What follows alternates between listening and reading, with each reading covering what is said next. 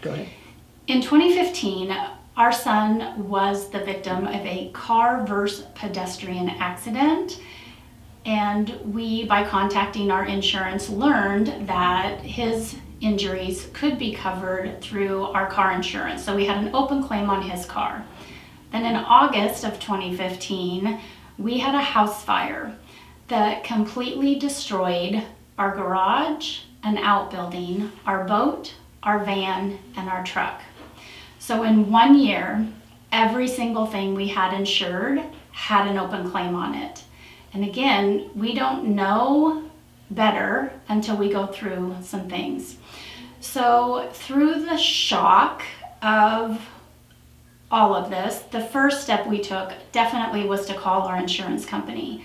So having an insurance agent that you know and can trust is very important.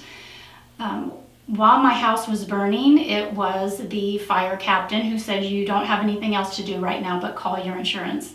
So that was the first step I took, and our insurance agent was at our home before the fire department ever left putting out the fire. So highly encourage you to have an insurance agent that values you and is going to show up for you. We had one insurance adjuster who took care of our actual house and structures, and we had another person who came and walked through our home with us and talked about the things that would be a total loss and what could be cleaned and covered, and really kind of held our hands through the entire process. And we didn't even realize some of the questions they ask and the coverage they give you when you're first talking to an agent. We didn't realize we had coverage on our shed, which was an outbuilding. We didn't realize we had coverage to cover the grass and the shrubs and the trees that had burnt. So it's really important, again, that you have an insurance company and an insurance agent that is going to take the time to answer your questions and be very thorough when getting you your coverage.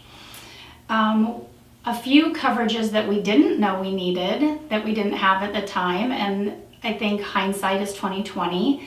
We were not using our boat at the time. It needed some repairs, and so we didn't have insurance on it, so it was uncovered. We didn't realize that when you have collectibles that exceed a certain value, that you need to have a rider to protect those. So there were some things that we did not get to recoup our costs on that we lost. Another really hard thing is remembering what you had. So like I said, our garage and our shed they were total losses.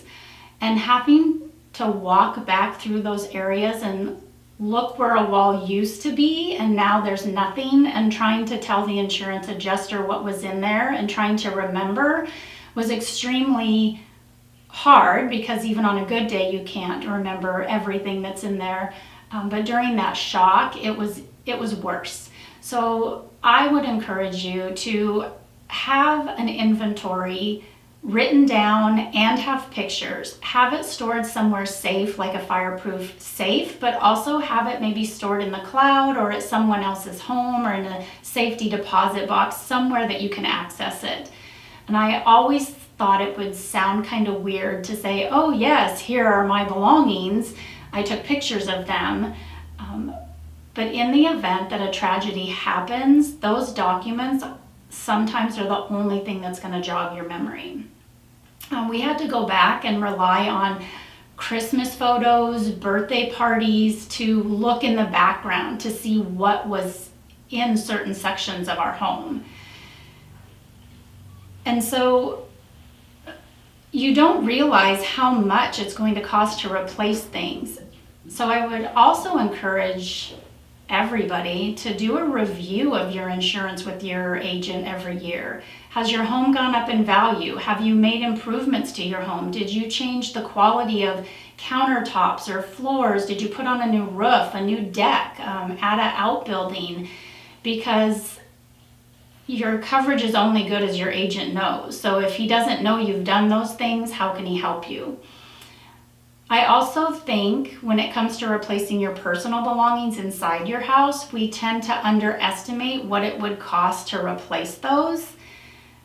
We did not. We did not realize, we didn't understand how much it was going to cost when that company comes in and they take your personal belongings to clean them and store them, how much of that personal belonging replacement insurance that eats up. So there were definitely things we have not been able to replace because we just didn't have the budget to with our personal belonging portion of our insurance. So a couple pieces of advice that I would offer you to help you if you ever have to experience such a tragic loss is revisit your coverage often with your insurance agent. Make sure they are aware of things you have added to your actual home. You might even need to provide them pictures or documentation to make sure, but make sure that you are increasing your coverage to match the value of your home and also personal belongings. When you first start out as a young couple with a home, you might not have enough personal belonging coverage when you are 50 years old and have acquired 30 years worth of stuff. So revisit your coverage annually to ensure that your coverage is adequate. Because in today's market, you want to make sure that you can get back to the lifestyle that you enjoy, and make sure to have that inventory, pictures and written of what you have. And if you do have collectibles, ask your insurance agent if they need a separate coverage.